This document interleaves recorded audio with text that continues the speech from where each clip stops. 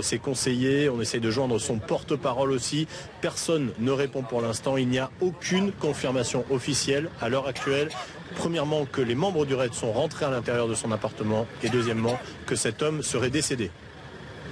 Alors, on va se tourner vers vous, Daniel Boulanger. Échec ou bien est-ce que ça fait partie des risques dans ce genre d'intervention, dans la confusion? C'est pas forcément un échec? Non, pour moi, il n'y a pas d'échec, parce que de toute façon, il faut bien savoir que les policiers du RAID ne sont pas entrés de leur propre initiative. On leur a donné l'ordre, et l'ordre vient d'assez haut, si on peut dire, au moins du ministre de l'Intérieur. Donc c'est qui a renoncé ou d'un moment, selon vous, qui a renoncé de ce que vous pouvez connaître du milieu, à un moment à le capturer vivant?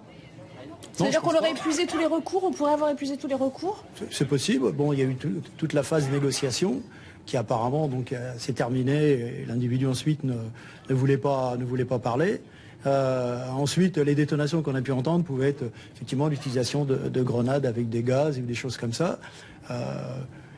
De toute façon, la dernière solution possible est l'entrée dans l'appartement. C'est là où on prend le plus de risques. On dit qu'il y a 3 policiers blessés, dont un grièvement. Ça prouve bien qu'ils ne le font pas entre guillemets, de gaieté de cœur. C'est la dernière possibilité qui reste. Si on leur a donné l'instruction d'entrée, cette instruction est venue de la hiérarchie, obligatoirement.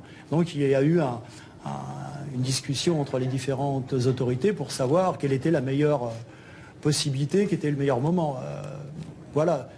Non, je pense